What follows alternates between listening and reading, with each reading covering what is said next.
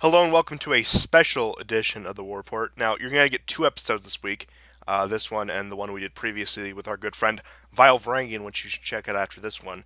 But none of them are on the current events or the topics of the week. There's been pretty much a news drought in terms of foreign policy news. I mean, there's been some stuff in Syria, but we covered that last week, and we'll probably get around to it within the next week or so. But for our longtime fans, you may recall that in August, September 2018, we did an episode that was purely a look back on the 1990s, on George Bush Sr. and Bill Clinton, and really the pinnacle of American hegemony and neoliberalism. And for several months now, we've been trying to put together an episode where we do the same things for the 2000s. Now, this one's probably going to be about 2000, 2012 for a rough time frame, but it is funny because last time we tried to do this, the week that we decided to do it is the week when all the stuff in Syria started happening, where the U.S. announced their withdrawal and Turkey's invasion began. So that shows you the forces that have been working against putting this episode out. Without further ado, we'll get right into it. And of course, no better place to start 2000 than Bush versus Gore. So I imagine, at least our older audience, I know my audience is pretty wide age range. Some of you are up there in age. I'm surprised you guys are hanging out here. But it was a pretty mundane election, of course, until actual election day. We can get into the Florida stuff, and lo and behold, President George W. Bush is there on January 20th, 2001. Now, Bush was, again, in my opinion, at least from a retrospective point of view, a rather lackluster candidate. I suppose all politics was lackluster compared to what it is today, but the point stands. He was a very moderate conservative. His term was the compassionate conservative, but ultimately he was probably the definition of the puppet president between all the people in his cabinet. You think Cheney, Rumsfeld, and you look at the people even behind the scenes. I believe he actually, up until Trump, and he may actually have Trump beat on this, has the most Jewish administration in American history, so that should tell you what you need to know. And of course, that leads us into 9/11. Now, I don't imagine I need to explain what 9/11 is, but you'd be surprised. But yeah, so we're supposedly attacked by Al Qaeda. We can dispute that, but we'll just stick with the official narrative for now. We get attacked by Al Qaeda. That leads us to find Osama in Afghanistan. We stage an invasion there, and that brings us into October 2001 with the invasion of Afghanistan. Now, of course, the Taliban controlled the country after the Soviets withdrew, and there was a subsuing Afghan civil war, and the Taliban ended up controlled most of the country. I believe it was Mullah Omar who was the head of it all. He refused to give up Osama, which you can dispute whether Osama was in Afghanistan or not, but again, the official narrative, he refused to give up Osama. The United States has to invade, overthrow the Taliban government, and then we begin our process of hunting down Osama, defeating Al Qaeda, and nation building. Really, the I mean, you had the first Gulf War, you had these interventions in the late '80s throughout the '90s, but this was the first real American adventurism war, I would say, and I think that's pretty universally agreed upon. Right. At that time, with Reagan, there'd been Grenada, and later with Panama, but there was nothing remotely on scale except for Vietnam being, the most sort of contemporaneous war, or the war, least receding in history. And you have World War II and the Korean War.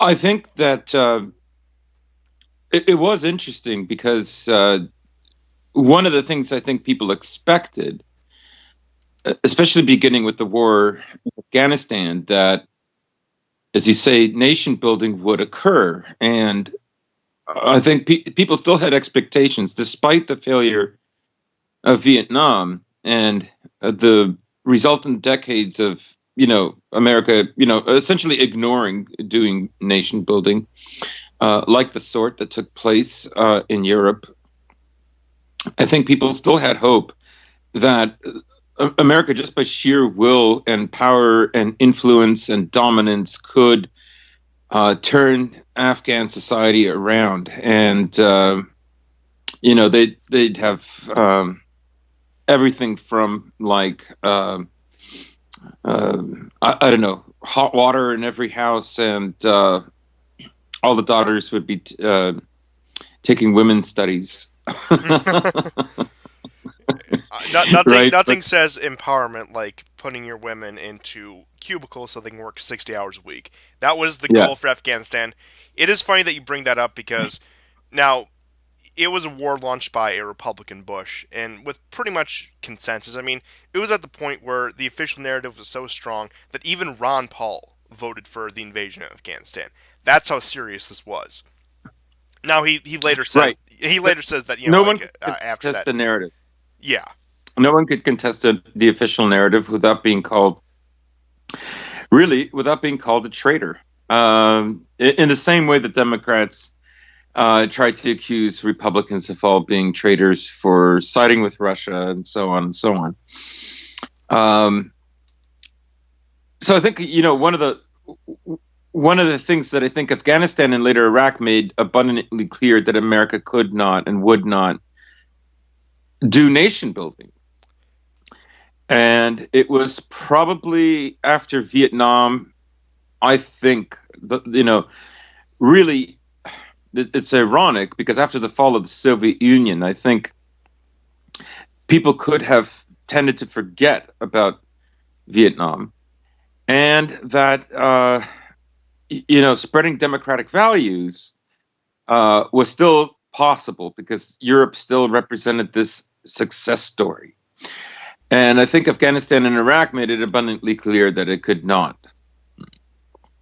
Ironically, also, it should be pointed out that Soleimani was present and initially helped the American invasion of Afghanistan because he was one of the main figures to emerge after Shia Muslims were being massacred in Afghanistan Oh no, it's by crazy how the Afghan war played out. You had Soleimani specifically and other Iranian top officials supporting the American invasion. You had Russia giving us all this intelligence from the war they fought 20 years ago, at that point at least, and right. you had China completely fine with it. It was a time of uncontested American hegemony to the point where the narrative was so strong that even America's rivals, I don't know if you'd consider Russia and China rivals to the extent they would be today, but point stands, even these countries that you would think typically were anti American were completely on board with this invasion. I think after 9/11, the only leader to express any bit of positive feeling about it was Saddam, who immediately recanted it. But Hmm. it is interesting how all these things played together, how all these alliances became unraveled after America's disaster war in Afghanistan. Just touching back on another point you made, uh, with the liberal interventionism, it is interesting because you had in the 2000s, mid 2000s, late 2000s, one of the big things a lot of liberals were they're like we can help bring women's rights to Afghanistan. We can civilize them and teach them liberal values, and it is interesting in contrast with a lot of what was, to their credit, the anti-war left back then. There was still a segment of the left that thought we need to spread liberal values everywhere across the globe, and we need to free the women living in these mountains. Right. And, not that it was an extremely strong or persistent message prior to the pardon me, prior to the invasion of Afghanistan, nor in the first year or two. But this was a legit message. You could hear it on the various weekend news wrap-up shows. The morning news with a special guest. There were, some feminist elements that really were honestly arguing for what a benefit an invasion in Afghanistan would have, who otherwise would, of course, not have been on George Bush Jr.'s side. Funny enough, a So, lot of people who protested Vietnam and other American interventions in previous decades thought that this could be their chance. right. And I think that attests to what a shocking and seminal event 9/11 really was. Um, People have often remarked that it galvanized a kind of an American unity that had not been seen for many decades, probably not since World War II, and certainly nothing like it has happened since. But the ironic thing, of course, about 9/11 is that there's many questions that have gone unanswered prior to the attack itself, and after the attack, as the way events unfolded. And now it's really is one of those events where 50% of the population does not actually believe the government is telling you the truth about what happened with 9/11. So in a way, it was an event that did galvanize and at the same time help accelerate a kind of deterioration in belief of a country's institutions. Looking at it from Um, a very cynical way, it was a very short-term payoff event. right. Yeah, extremely. I think most of our listeners know about PNAC. They know about people like Rumsfeld, Wolfowitz, Pearl.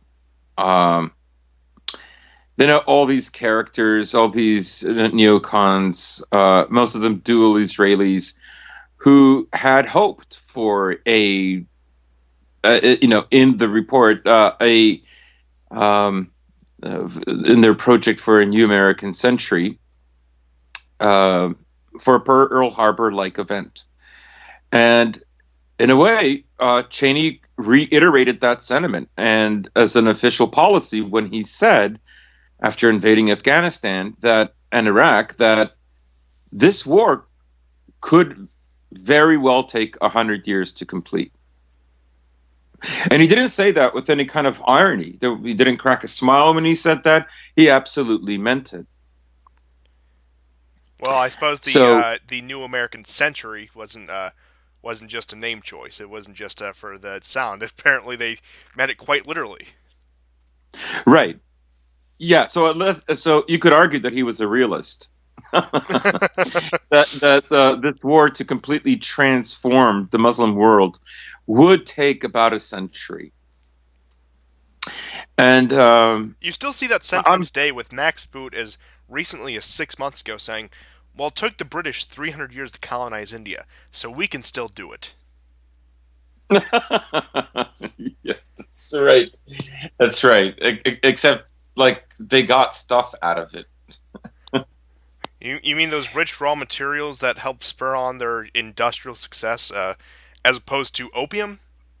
Now, granted, Yeah, they got that's right. plenty of And opium from their colonialism, isn't but that the still, ironic thing, though? yes. Yes. The ironic thing is that the Taliban was burning all the poppy fields that were used to produce heroin, and it's funny how heroin went back into production shortly after the invasion. Yeah, and that actually will segue into my next topic. And it flowed into a Russia that was still very socially unstable in the early 2000s, which leads us into what was then a fresh faced, nameless bureaucrat who found himself within a matter of 5 years rising to one of the most powerful men in the world, and that is Putin's first decade in office, Putin's first term, with him coming in power at the heels of 1999 and assuming proper presidency role in 2000 after winning the election. A pretty, what was his first margin, like 65%, something like that, or was it less than that? I don't recall exactly, but yeah, he was first installed and then won an election later. But little did they know, this man, handpicked by Yeltsin and oligarchs, would later be, I would say, mostly their undoing. Look where these people are today that we were talking about on Sunday. Khodorkovsky, all these people, they're living abroad. They're living in America, Israel, And some are not France. even living. Yes, yeah. And within a matter of just a few years, through using pretty heavy-handed methods, granted, I don't think there's anything wrong with it in this case, most of Russia's oligarchs that came to prominence in the 90s were completely purged. Now, I don't know if you've seen that documentary, The Rise and Fall of the Russian Oligarchs. It was going around on Twitter a few months back. I actually finally got to Yeah, watch it about. I saw it years ago. Oh, wow, wow, way ahead of the curve on that. But I saw it about 3 weeks ago. Yeah, I think I probably saw. I mean, I literally saw that very shortly after it was produced.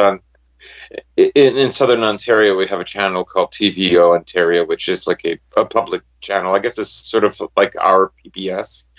And yeah, so they played it, and I literally saw it the year that it came out. I think that was '05. So yeah, that would be about the right time for that. And it is amazing how, again, I think he was 48 when he came to power, so still relatively young, especially for a political leader, becoming the president of a much more weakened nation, but still one of the most powerful in the world at that point, a nuclear state, actually the largest nuclear state in the world, and people expected him to continue the policy of uh, the oligarchs, the rootless elites, if you will, running the country. Now, not that Russia is completely free of corruption or the rootless elites, but 20 years onward, it's looking a lot better than it was. And I know this is going to cause some dispute in the thing. I know we have some people who are a bit skeptical of Russia and Putin in there, but nah, it's fine, it's fine. But my Right, point, he should have maintained the road of liberal corruption as opposed to Russian style corruption, and the male age of death could have stayed steady at 55, and so on and so on. yeah, it could have kept those abortion rates at 90%. That would have been amazing. Right, or Russian companies could have continued to pay BP money to extract oil for them.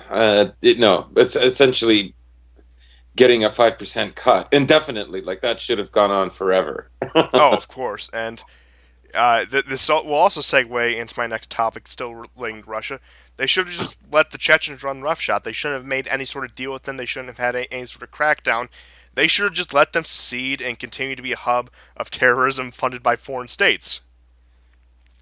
Yeah, and that's an interesting thing. You bring up the Chechen War. It was obvious that the Chechens were being funded by the CIA. This was a well-known fact that was mentioned during the late '90s and early 2000s. And despite that, and maybe Putin thought that by helping in Afghanistan, that they could lay that he could have a bone thrown, so to speak. It's possible. It's possible that that Salafist movement that in many ways America is responsible for, with the Mujahideen in the late '70s. Perhaps Russia thought that America was turning the leaf on policy, of course, that didn't bear any fruit. So, the 2000s, in a way, really set the stage for everything that we have now. Censorship, for instance. Censorship is so much more predominant now as a result of 9/11, because one of the interesting confluences of 9/11 was that it was at that time that the spread of the internet was really gaining ground. Businesses began to depend on it. More and more people had a personal computer at home. And so this information about, and whatever conspiracy theories or questions people had about 9/11 were openly discussed, or discussed in chat rooms, and those are some of the things that that had to be clamped down. You could probably still find videos that have been saved on YouTube of the BBC reporting that building number 7 had gone down, except they reported it about 2 or 3 hours before it actually went down. and other very strange anomalies, like the lives of the terrorists and um, you know, and the various world intelligence agencies that had literally monitored them. You don't get this kind of coverage anymore. Um, like there isn't even any room for information like this being disseminated anymore. Not even accidentally. So there's a tight.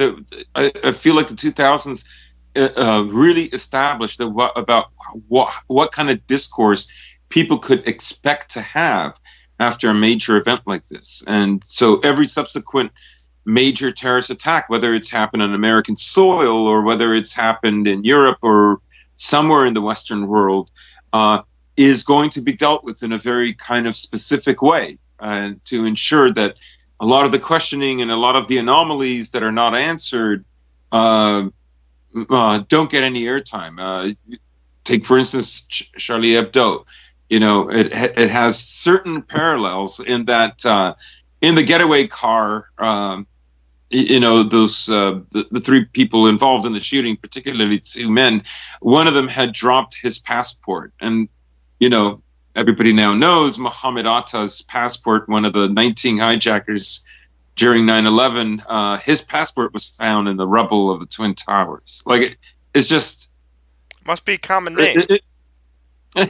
well, I mean, it had his photo, like this thing. Must be a common phenotype. Yes. So, um, so I feel like many clown world aspects that we lived through, and I remember telling friends this, that we would inherit like both censorship and bigger lies after 9/11. That would be the price to pay for let's say, not coming clean, because obviously certain elements both within U.S. government and other governments would have to have been, vis-a-vis Interpol and self-regulating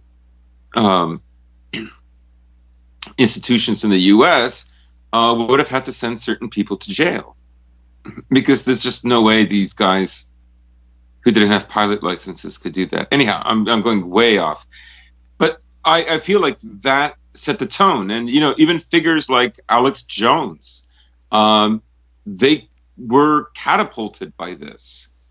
In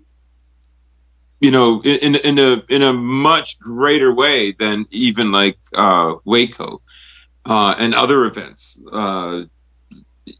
That people had a feeling that the government was becoming more and more authoritarian, and I think everybody feels that it is more authoritarian. There is now more of not in a good way. Not in a cool way. And not like like parades and like nukes march down the streets or social order and security. No, just better not type N in an N-word tower and you'll be fine. Right, and yeah, and training reading hour is fantastic. It's great. Desmond is really amazing, and so on. Yes. So that atmosphere has taken over, and that's really become part and parcel of living in the first quarter of the 21st century, and probably for several decades to come. Oh, absolutely, and it is also interesting that, of course, we all know about the 5 dancing men of a certain intelligence agency. I think we are all familiar with that story. Also, after 9/11, one of the prominent narratives was, look, we've always supported Israel. We've always been on good terms with Israel. But the really blind support for Israel started in the 90s, especially after 9/11, because we were so unified in the fact that we're both victims of Islamic terrorism. We can really unite on that front. And, of course, that leads to, again, the 5 dancing, tourists, as it were, from Israel. Mm-hmm. Leads to the fact that something along the lines of 80% of telecommunications at the time went through one Israeli firm. the point where even Fox News reported that 60 Israeli nationals living in the United States were arrested related to the Patriot Act, which that's a whole other subject. But they were less arrested on charges enacted by the Patriot Act in the 3 months following 9/11. So Right. it is interesting. You see, actually, now not that the Zionists didn't have a foothold before, but they really started to cement that in the 2000s with the Bush administration, with 9/11, with the wars in Afghanistan, and as we'll get into a couple minutes, Iraq.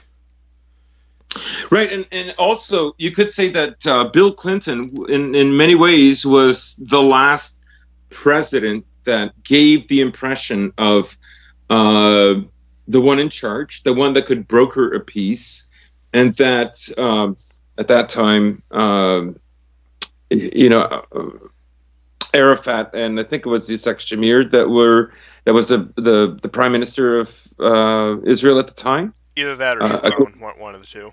yes, no, was it Sharon? I think Sharon might have been under. I think Sharon was later. Uh, I know He was Netanyahu was in. assassinated. I Yeah, think Netanyahu it's was in the early '90s, but yeah, point stands. right. So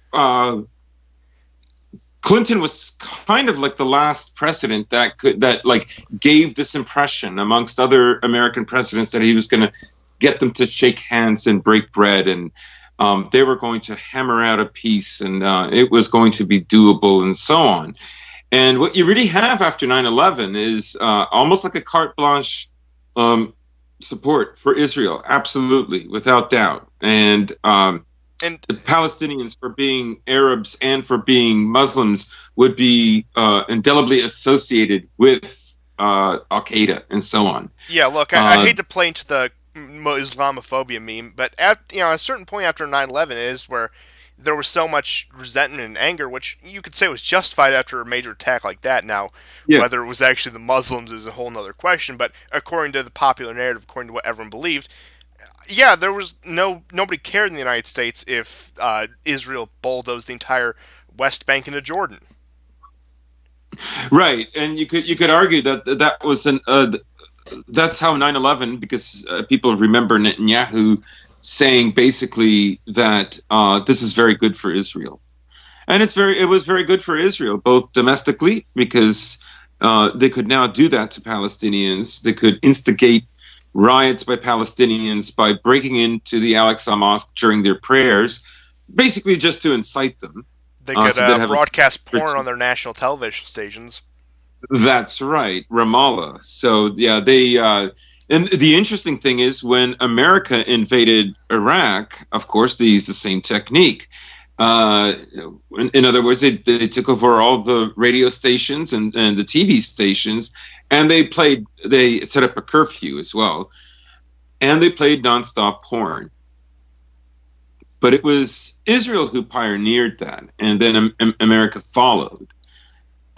Really, it's not until Obama that you have a U.S. president that is able to push back against Israel, that is able to stifle and to dig in their heels and have a different approach for the Middle East that is not always in line with what Israel wants.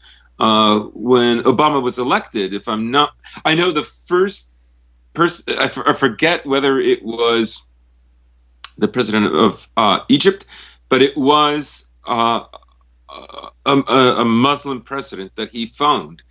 And that would be kind of like a very lasting impression, especially for Bibi Netanyahu, who looked at Obama as an American betrayal and so on. And everybody remembers how, so this is near the end of the decade, how he literally came to Congress to petition them to, essentially go against their president because he didn't like his Middle Eastern policy.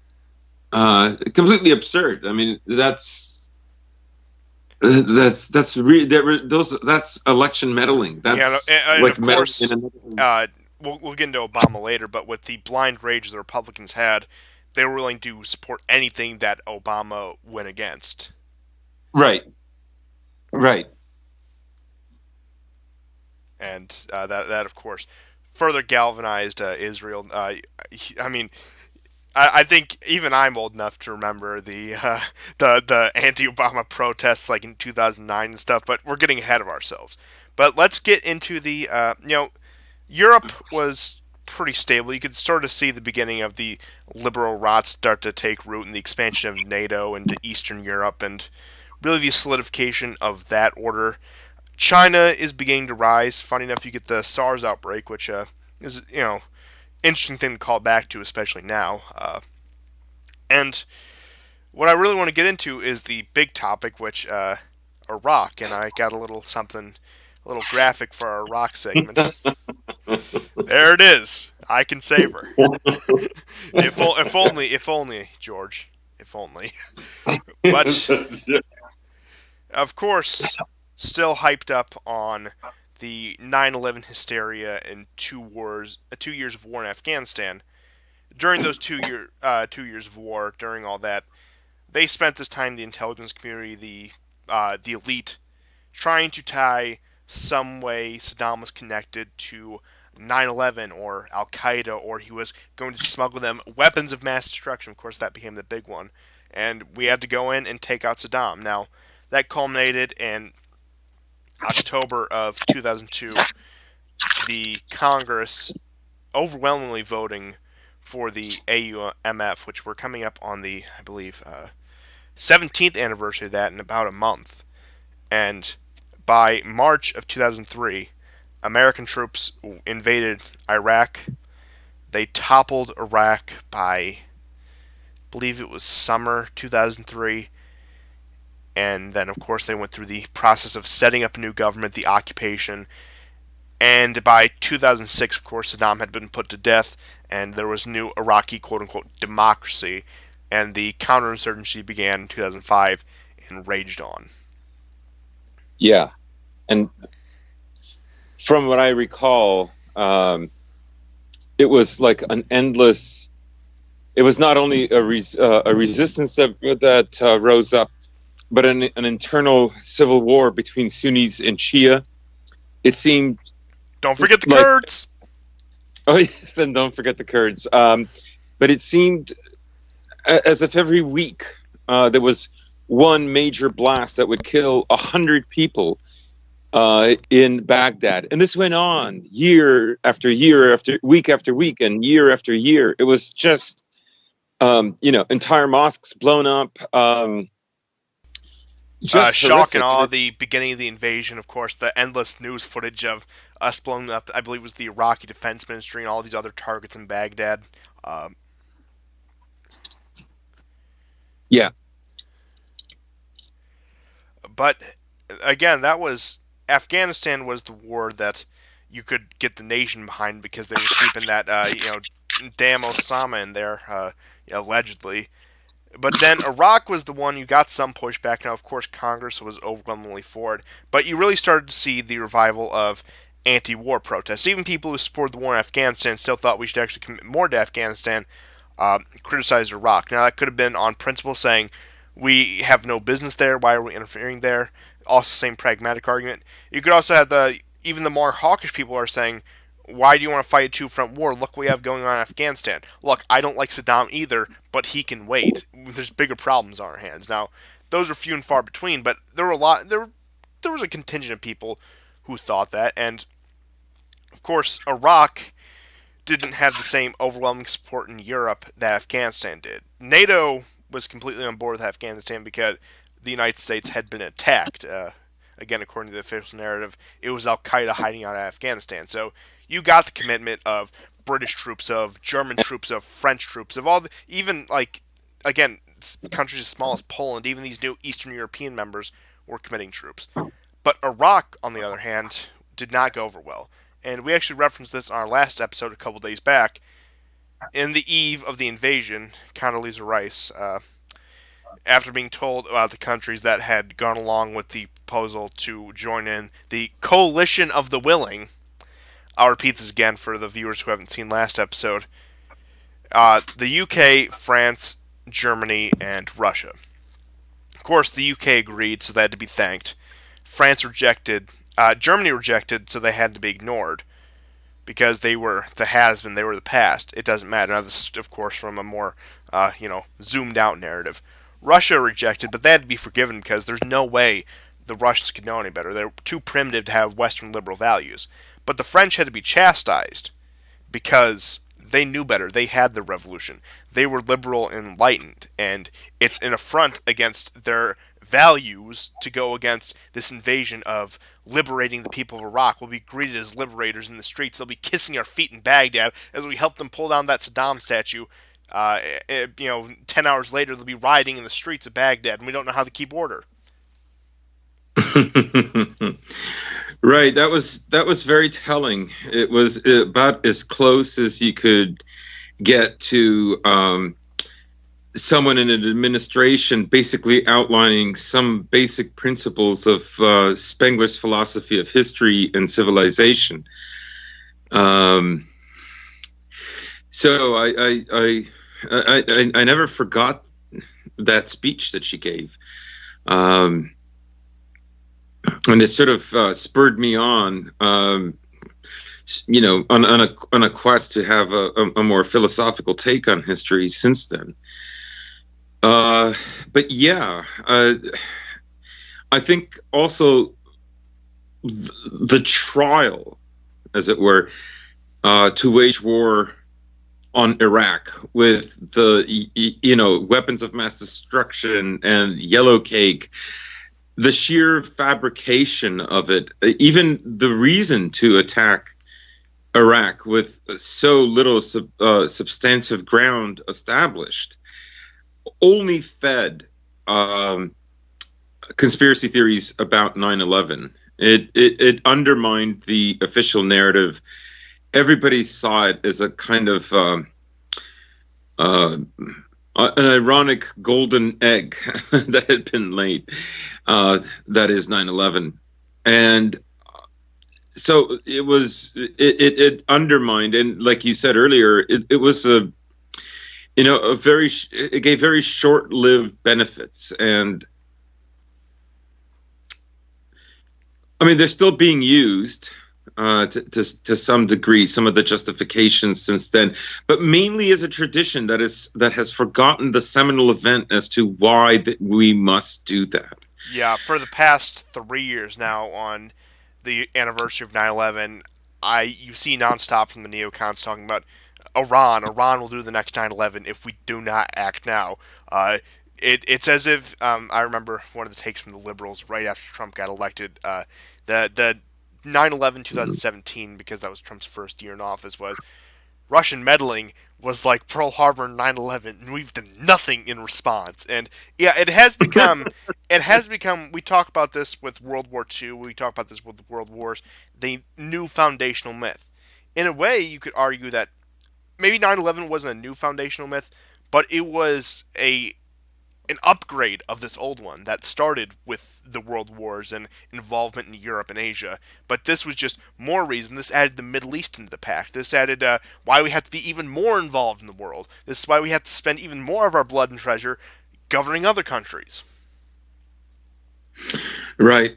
Yeah, it certainly did. I think the scale and the magnitude is such that it did set almost like a new narrative, or it was something that had been brought to completion, because there was just nothing like it that had ever occurred anywhere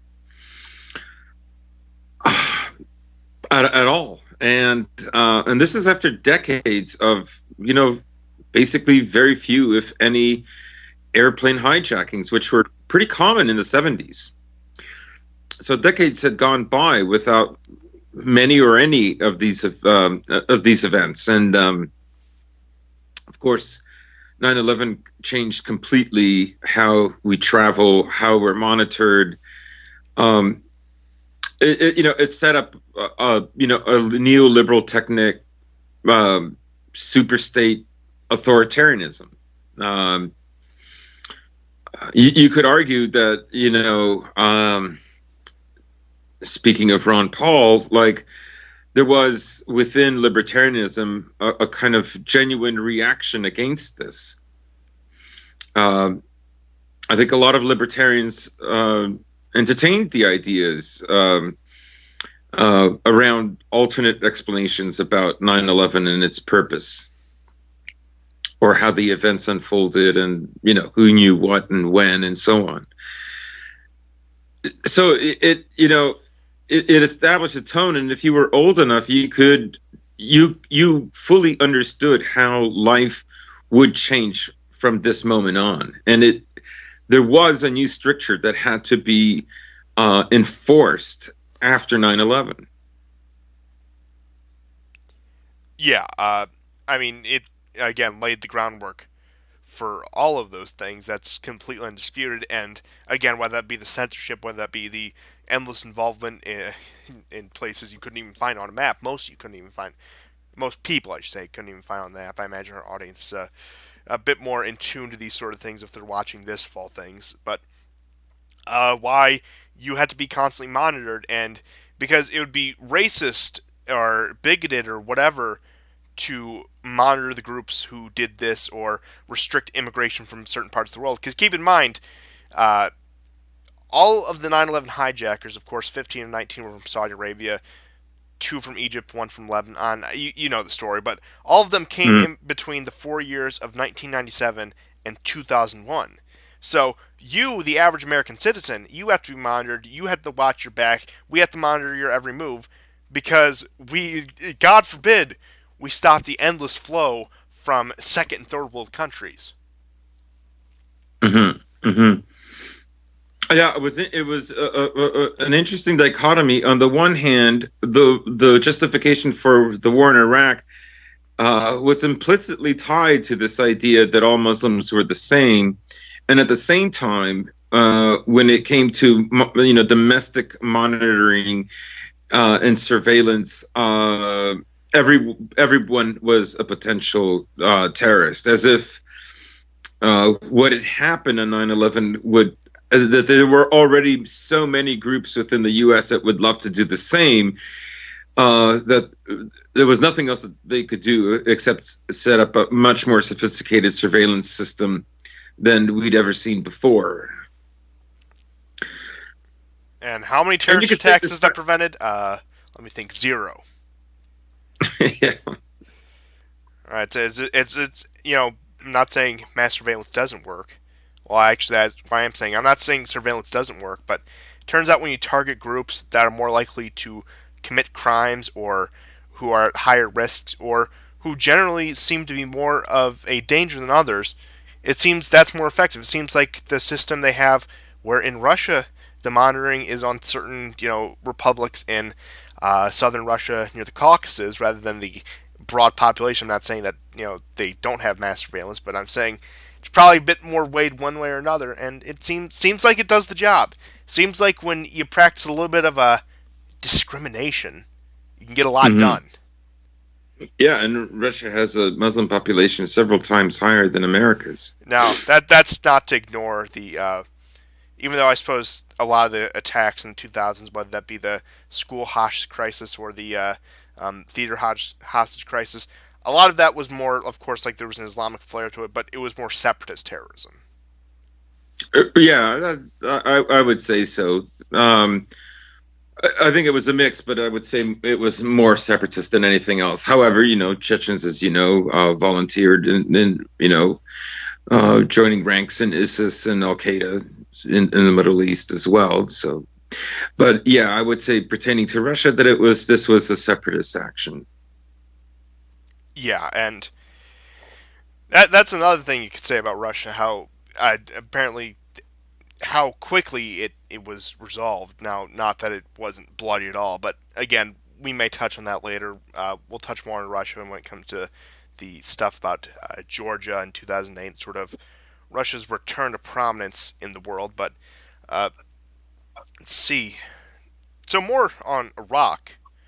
What you had is you had Obama come along. Now, of course, Obama's election was hope and change. It was really the rebuke of the Bush years, despite the fact he was proposing a lot of the same things Bush was. Maybe not on foreign policy. Maybe he was at least played the anti-war act a bit better. But economically, of course, after the 2008 crisis, which we'll get into just briefly here, uh, of course, he came with hope and change. But his idea of hope and change was to increase taxes a little, maybe have this sort of a better healthcare system, I guess you could say. Highly debatable, however. And we'll fight our war silently with drones, with air power, with proxy groups, rather than breaking down their door, shock, and all sort of thing. But to address Obama properly, we have to look, of course, at the 2008 economic crisis. Now, of course, it's caused by the housing markets really dishing out loans to people who could not pay them, which, again, that goes back to sort of we can't be discriminatory. We have to treat everyone equally just because not even like on a racial base or like a demographic base, but just looking at this person with a terrible credit score who shouldn't have a loan in the first place, you have to give it to them, or else, you might be accused of discrimination. But point being, that all culminates in the collapse of 2008, which further cements Bush's popularity, of course, after two unpopular wars. Really not impressive economic growth previously, but then the fact that what would become known as the Great Recession begins, it becomes virtually impossible for any viable Republican, I would say any Republican at all at that point in 2008, to win. That's why it was the blue wave. That's why Obama won. That's why the House and Senate flipped. That is why. It's not because, look, Obama was a good speaker, he's a good orator, he can deliver something well, of course, when he has a script in front of him.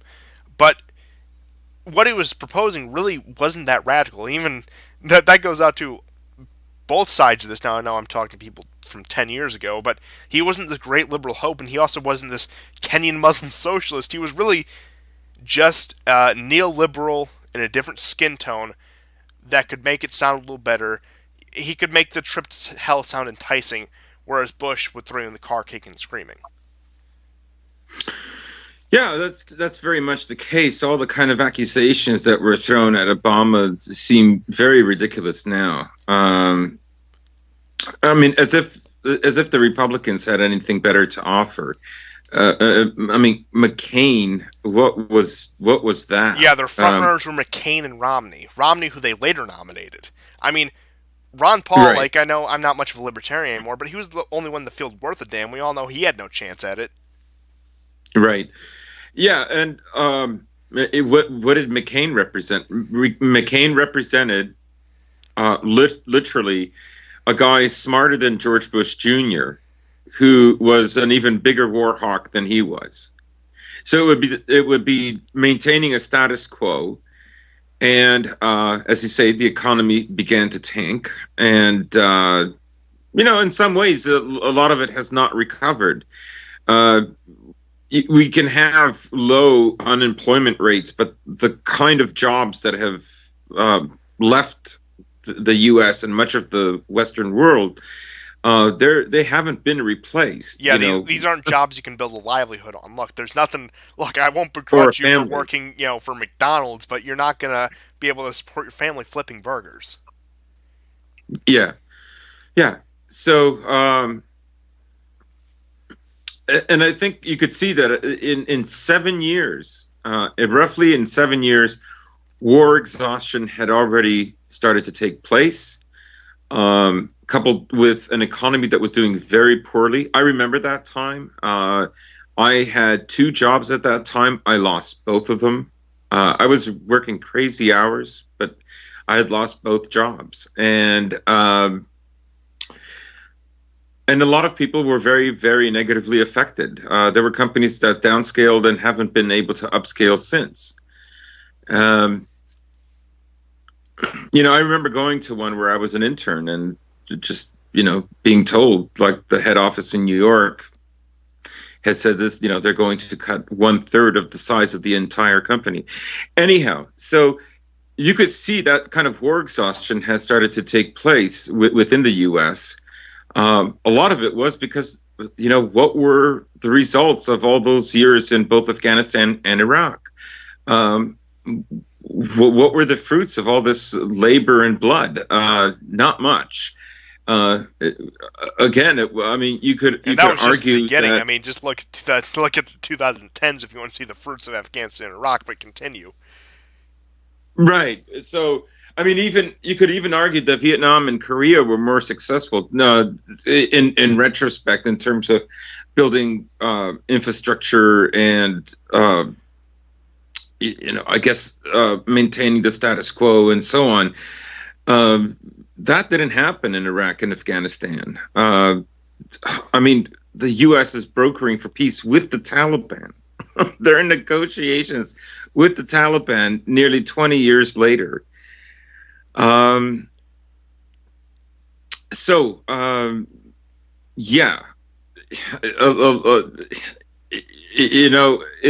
it hasn't paid off. 9/11, which really marked this century in a way differently than all the other previous centuries in American history. Oh yeah, and I'll briefly touch on this, but we again started to see where a lot of the conflicts, a lot of the global realignment began today. I mean, in 2006, Israel tries to go into Lebanon, and their most embarrassing defeat in decades to a group that admittedly is funded by Iran, admittedly had foreign support, but by all conventional logic, and again, keyword there, conventional, should have been wiped off the map. Southern Lebanon should have been an Israeli occupied zone within a matter of a few weeks, if not a few months. Right, and they could not manage to enter more than 500 meters. They were devastated.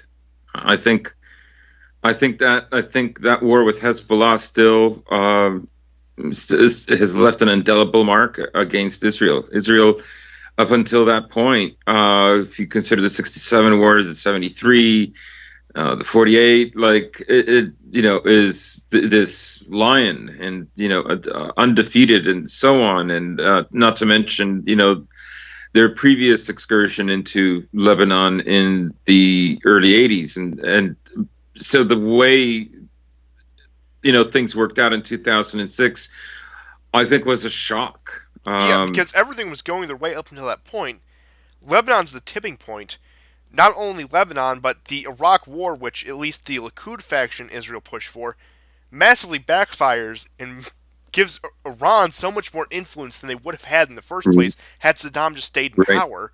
And all of a sudden, they find themselves with a more emboldened Syria. They find themselves with in Iran with influence in Iraq, with more stable supply lines to Hezbollah, which, of course, I know we're getting a little ahead of ourselves, but which would eventually stretch into Yemen. But ultimately, by advocating for lobbying, getting rid of Saddam, they put Iran right on their doorstep.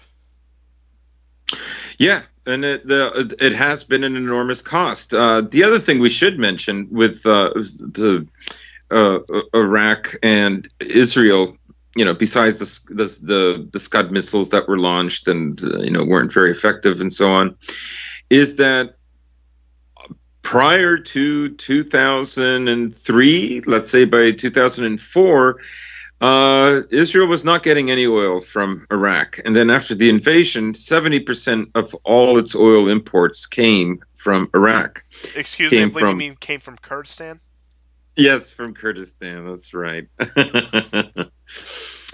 And essentially, they tried to arrange the same kind of racket in Syria, too, where the oil would go to Turkey. Turkey would buy it and sell it to Israel and so on.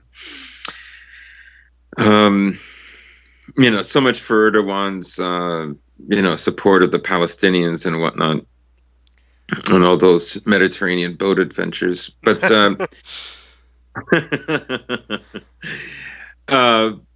but yeah, so you saw this this kind of humiliating defeat, and that, I guess, that's 2006. Bush is still in power, but I think people already suspect that this war is unwinnable. That is, yes, you can topple a dictator in a country that for whom catching up to the Industrial Revolution was still a work in progress. Of course, nobody expected a different outcome, but being able to rebuild a nation, that wasn't going to happen. On some level, I think, I think everybody in some ways understood that that wasn't going to happen, but you couldn't say it. And you couldn't say it because that would mean you couldn't believe in the universality of Western values. And it's interesting because this last week, Macron had said, was it this week? Macron was in Munich for the security conference there, and had mentioned that prior to 2005, it seemed as if a certainty that Western values were universal values, and could be applied, and they could grow and develop and strengthen anywhere on the planet. And I think he's strongly implying that's not the case. And Iraq is a great example of this. Not to mention Afghanistan, which is an even bigger example of how much liberalism is not a universal set of values. It is Eurocentric, and it has a historical base that went centuries in development since basically the early Renaissance. Yeah, it was an ideology.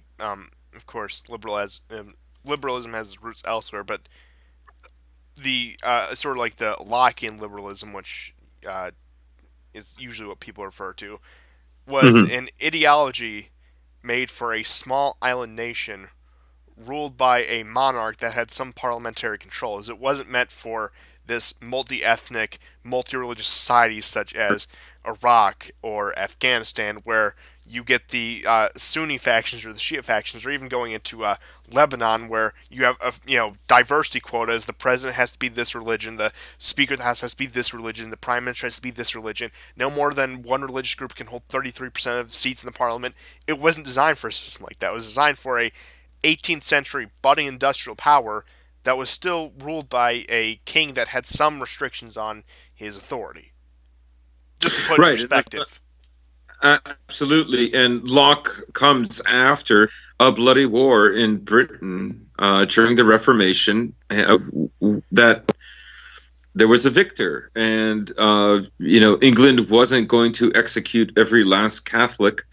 So an ideology had to be worked out that one could still make hay with and still live with these differences. And so, the primacy of, the primacy of pragmatism rose as a value, and that was very different, say, than what had been going on in Europe in the 11th century with the First Crusade. So something fundamentally was already happening in Europe. The religious wars of the 16th and 17th century, in many ways, paved the way for that would establish the first sort of formalization of liberal ideology, because the same thing, I guess you could say, applied to those various German principalities that were either predominantly Catholic or they were predominantly Protestant. And how were they going to get along? Because you couldn't exterminate them just because they were a different religion or a different subset of the religion. And so, but we tend to think of this ideology as almost kind of a godsend, and in many ways, you have these, just like these corny paintings you have of Jesus and George Washington and the writing of the Constitution. It is part of that I guess the scribes of religion, how the word is so predominant, and scriptures are so predominant in the Christian and in the Jewish faith, right? So it kind of was built on that, markedly different than the French Revolution in that sense. But anyhow, yeah. So I think I think, I think long story short, it was a rebuke of liberalism. it was a rebuke of liberalism, yeah, especially like late stage neoliberalism. Definitely a rebuke. Yeah, so much for the Golden Arches theory. But we are coming up on the hour, so what I do want to do is cover two last things. That's Russia's reassertion of itself, which we'll start with Georgia, and I want to cover the early Obama years, and I think that'll suffice. So, of course, in 2008, I believe it was the Rose Revolution in Georgia, one of these color Yeah, revolutions. That's but actually where the term started. And of course, they were overthrowing their corrupt government only to put a corrupt government in power. Now, that led to some ethnic tensions in Abkhazia and South Ossetia, which subsequently led to a Russian intervention. Now, the Caucasus, since the fall of the Soviet Union, there had been many border disputes. There had been actually an outright war between Armenia and Azerbaijan. Now, Georgia was spared mostly from any war civil strife up until that point, but the Caucasus were not stable. People look at the Balkans no, for post Cold War era violence, but a lot of people overlook the fact that these three little countries that nobody knows whether in the Middle East, Europe, or Asia, but they're kind of at the little linchpin holding them all together. Funny enough, actually had a lot of ethnic tension and a lot of religious tension that boiled over. Now, of course, Russia did intervene on behalf of these separatist groups, and they still marginally controlled the territories of their ethnic groups today. And Georgia's still a bit divided. And again, Georgia's another example of the rebuke of liberalism, where they were supposed to have this new liberal, pluralistic democracy, even in a country that was, again, mostly homogenous because these were small ethnic minorities who were regionalized. Even they rejected. Of course, they took the U.S. aid, they took the Western aid, but it's not like they adopted liberal values in overthrowing their Russian oligarch, Russian puppet leadership. And really, the fact that Georgia had Russian involvement, the fact that the Russians moved so swiftly, actually, we would later see that in Crimea, and that Bush, he made a bit of a stink about it, but really didn't do much because U.S. and Russia were actually on pretty decent terms under Putin and Bush at that point. It really showed the fact that, yeah, Russia, it had a tough time in the 90s. The 2000s weren't great either. And at that point with 2008, it would have been Putin's last year in office, at least for up until that point. Uh, it really showed a reassertion of strength, the fact that American hegemony is not a guaranteed thing. It's not an eternal thing. It won't just stay that way forever. And we can see that with sort of the economic rise of China. Granted, that's more of a phenomenon of the 2010s than anything. But what you have there is the fact that America had their failure in Iraq at that point. It was 2008. We were about to get out of the war in 2011, a couple years later. Afghanistan, which we still hadn't found Osama bin Laden at that point, we were still building wells that would later be destroyed, building schools that would later be blown up by us or by the Taliban. This on and off sort of war, and then to top that all off, the fact that Russia expresses military might for the first time in 30 years. right, and it was unforgettable because it had happened so quickly. So I guess most people know that some Russian sort of peacekeeping soldiers that were there in an area that South Ossetians believed was their territory. Also, Georgia went through a kind of revolution in the 90s, shortly after the fall of the Soviet Union. So it was prior to the 2000s a pretty unstable country, and like you mentioned earlier, there was ethnic strife. So a few of these soldiers get killed, and Russia just basically bulldozes and goes, I think, within 5 kilometers of Tbilisi, and it's all over. Saakashvili flees the country. Everybody's seen the famous video where he's nervously to eventually Ukraine. Funny enough. Yeah. And oddly enough, Ukrainian separatists were there in Georgia. Several of them that would become prominent in 2014, who were politicians in the Rada, they actually had gone to fight in Georgia. Uh, if you research well enough, you'll find like flags that Ukrainians had brought to Georgia to fight the Russians would reemerge in Crimea and in Ukraine 6 years later. So, but Russia dealt with it very swiftly, and they didn't entangle themselves. They withdrew. It was a very convincing strategy in a sense that they saw no need to occupy the country. Georgia was well aware that they could, at a moment's notice, like lightning quick, go into neutralize the threat and then recede, and that would be it. So Russia avoided this kind of pitfall that it had gone for in Afghanistan.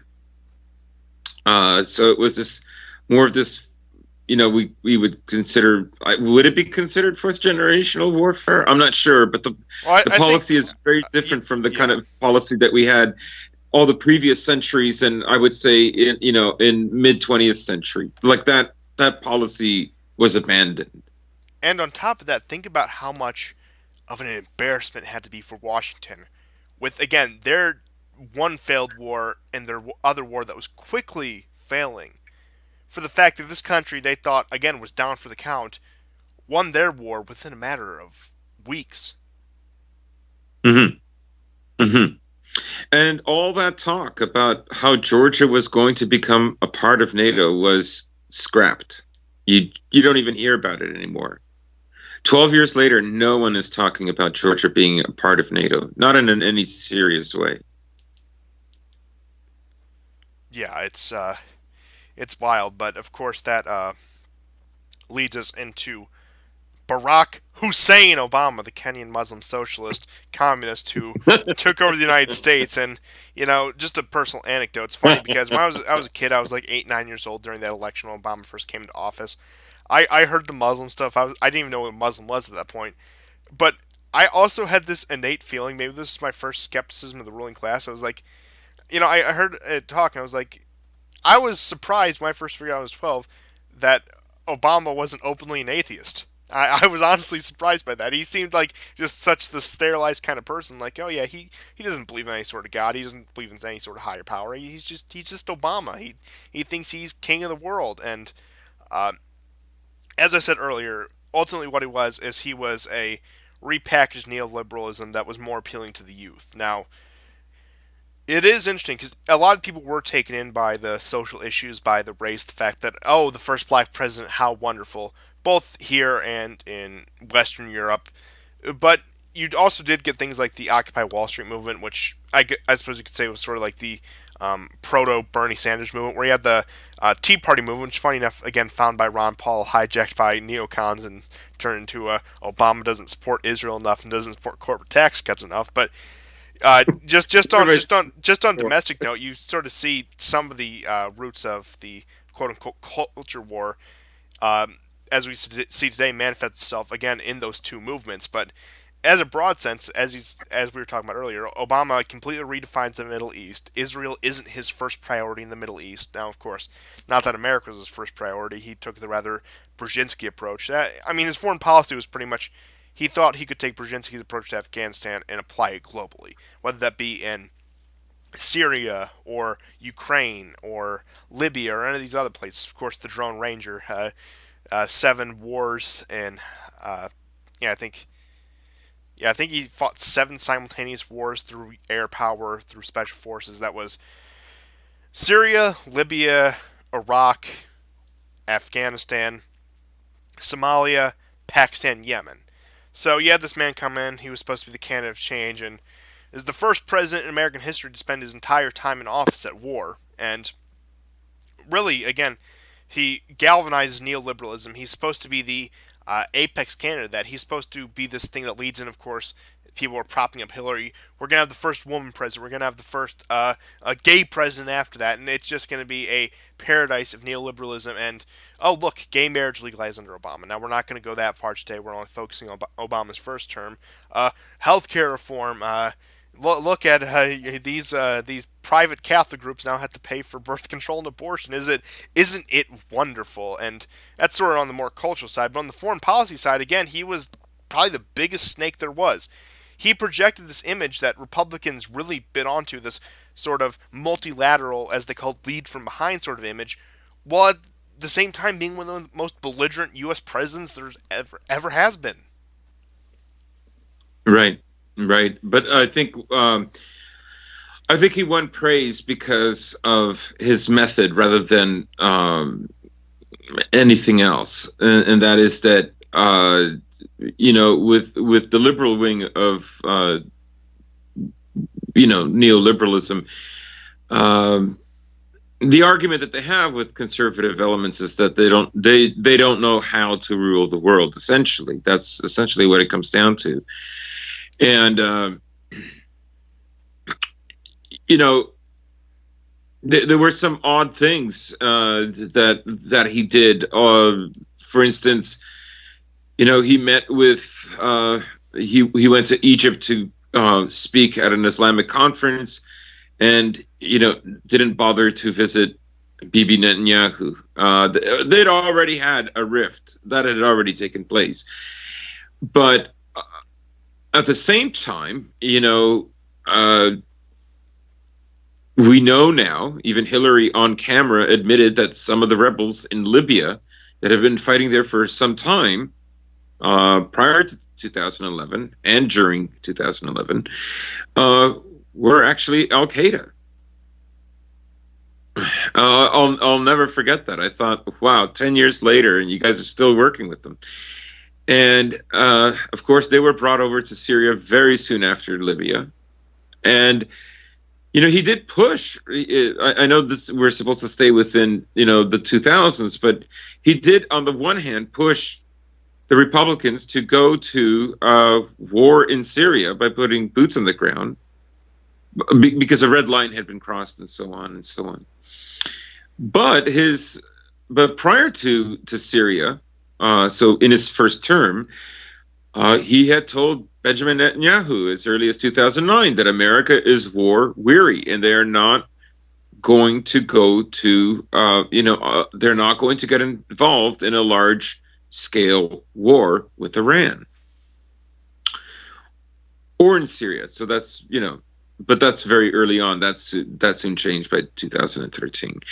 But, the primary, I want to just focus on Iran. And so a lot of the war weariness that had set on, at least to some degree, he was honest about it, although he kind of contradicted himself in 2013 with regards to Syria.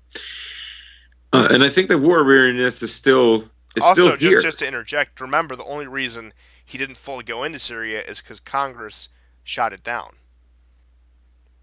That's right. That's right.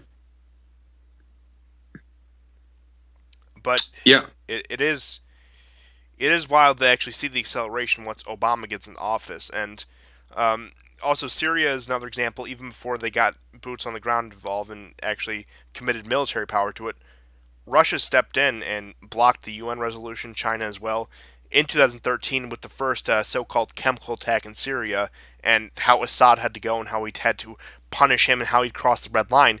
Really, it was a combination of Russia taking a stand against it and Congress taking a stand against it that completely destroyed that notion. Now, it is also interesting because, especially after Georgia, the U.S. and Russia were starting to have some issues. Old Cold War tensions were starting to really be brought back to the surface. But this was the first time since Iraq. Now, again, and that was just sort of a throwaway protest thing. But this was the first time the U.S. had significant opposition on the world stage to something they want to do. Like Russia and China during the Iraq War said, "No, don't do this." France was against it, but at that point, you had Russia and China actually threatening further involvement in Syria and putting their foot down, sending aid shipments to the Assad government, who, at that point, things looked pretty nasty in Syria. Mm-hmm. Things looked like they weren't gonna pan out well, and that he might actually be overthrown. Now, of course, that'll turn back around. I'm getting a bit ahead of myself, but it is amazing to look at, honestly, how pivotal Bush and Obama were. People keep on talking about how Trump is destroying the world order. As much as I wish that were true, you could objectively say, I wouldn't even say you could argue, you could objectively say that Bush and Obama did much more to turn this world order on its head to the point where we are today than Trump has done and probably will do in his next year or 5 years, depending on how this upcoming election goes. I think, honestly, through their inadvertence, through incompetence, through their plans backfiring, or maybe even some intentional things like with Iraq and wanting to specifically destabilize these countries, they have done way more to undo the American led order than, again, Manhattan celebrity billionaire ever can. Yeah, very true. And that's the predicament that we find ourselves in now about where to go. Pompeo was had to reiterate over and over again that we're winning. The West is winning. Have faith. Like trust the. Essentially, he was saying trust the plan. Trust the plan. Pompeo was QAnon. And there are now no right, and now there are now no strongly marked enemies in the way that Saddam became one, but Osama was one, because we all know that in the 90s, of course, there were these attacks in the USS Cole. Hell, I mean, just to interject again, embassies. But Osama's, he was so insignificant at the end of all this. I forgot to even mention his assassination. Right. Yeah, that happened. Yeah, very true.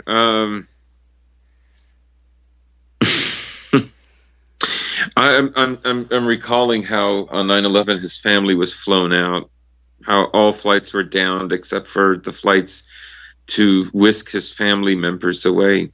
Yeah, the country that was, maybe not officially, but functionally under martial law for that entire day. And, of course, further, one plane leaves, goes back to Saudi Arabia. Funny how that works.